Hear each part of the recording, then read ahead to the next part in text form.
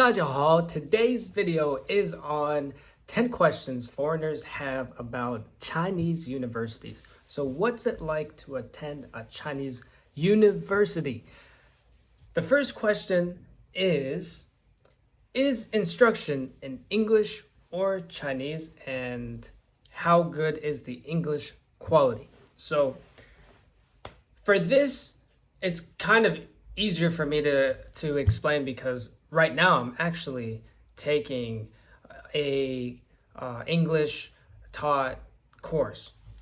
This is the program that I first wanted to take, and then afterwards go take a Chinese taught program, like go into the Chinese taught classes.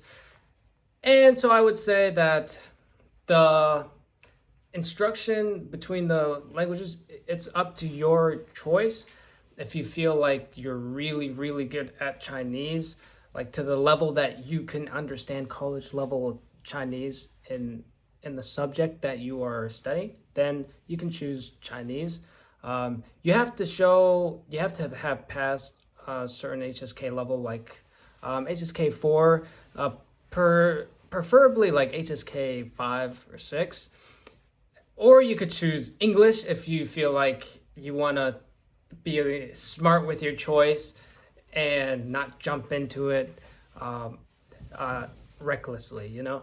So I took the second option. I was like, to be honest, my Chinese is not to the level where I can understand software engineering, programming terms, mathematical formulas, explained in the Chinese terminology. I was like, yeah, I'm not that high. So I chose the English.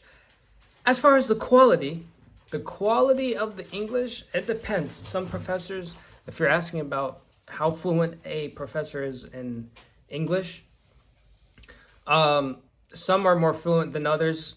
There will be some that it's kind of difficult to understand, but there's some professors whose English is really good. Like you can understand it.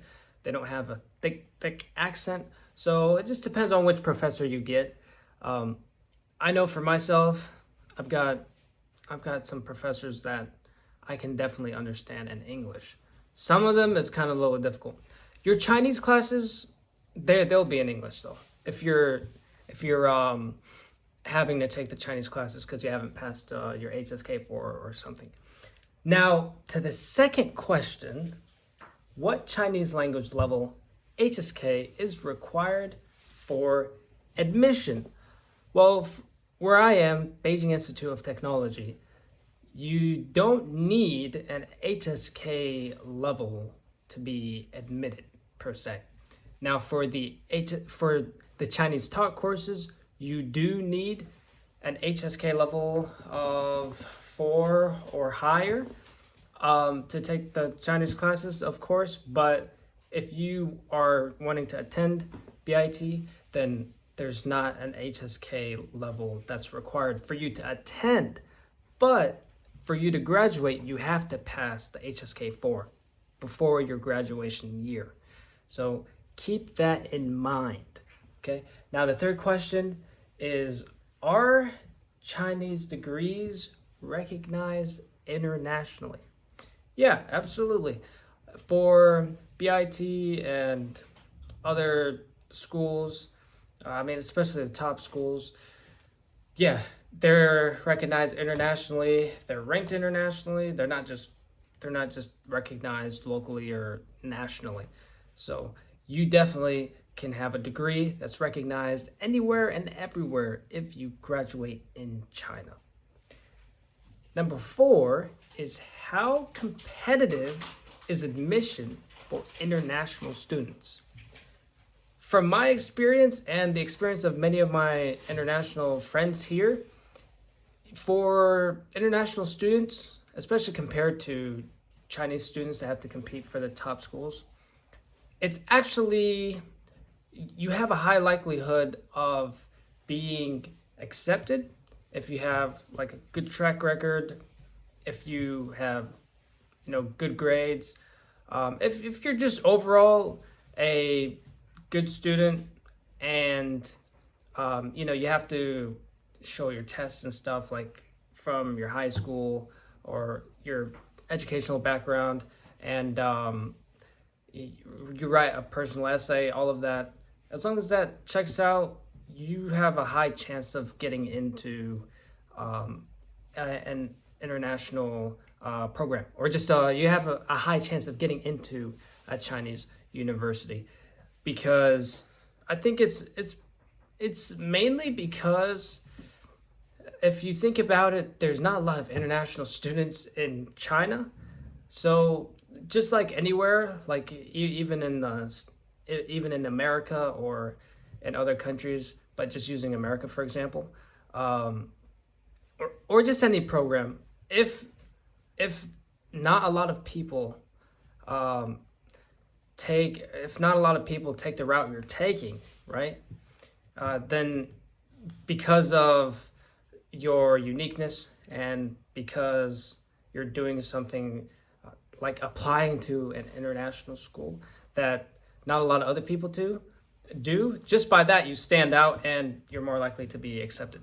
But yeah, you have a high chance of being accepted into a Chinese university if you're an international student. Just make sure you like check all the usual marks for being a good student.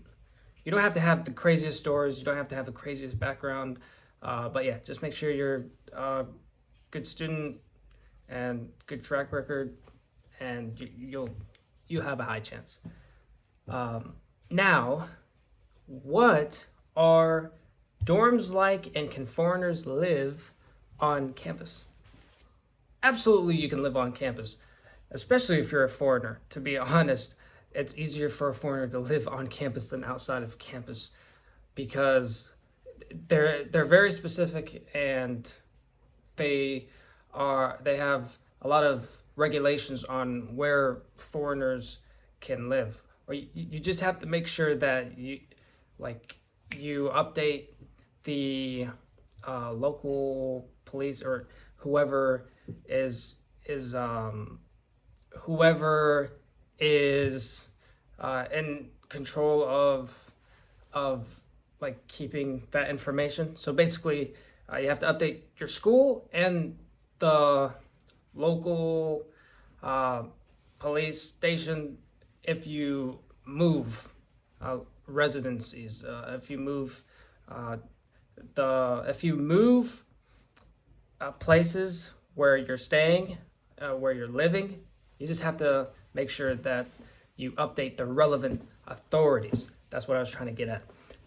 Now, for scholarships, what scholarships are available? Like local level, national level, international level. Well, the best scholarships to get would be the ones that are like Chinese studying scholarships, like bilateral programs, if your country has that with China.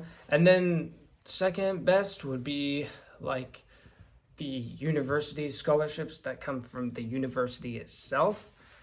And those are basically the two main ones. And then the third type is if you do well in your grades, then you get like a scholarship for tuition too. So keep those in mind for scholarships, because I know that's relevant for everyone.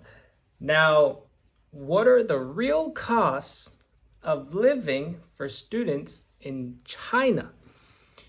So the real cost of living for students in China, well, if one thing to make clear is that if you're coming to China to study, you have to have the funds to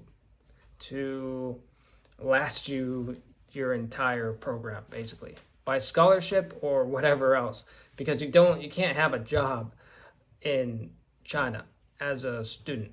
If you come as a student, a college graduate or undergraduate, you can't have a job. So you have to make sure the funds are straight with yourself, And yeah, that's pretty much it to that question.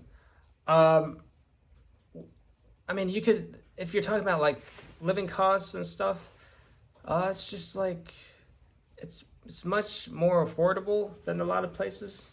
I would say, um, if you eat on campus, if you live on campus, it's pretty much affordable.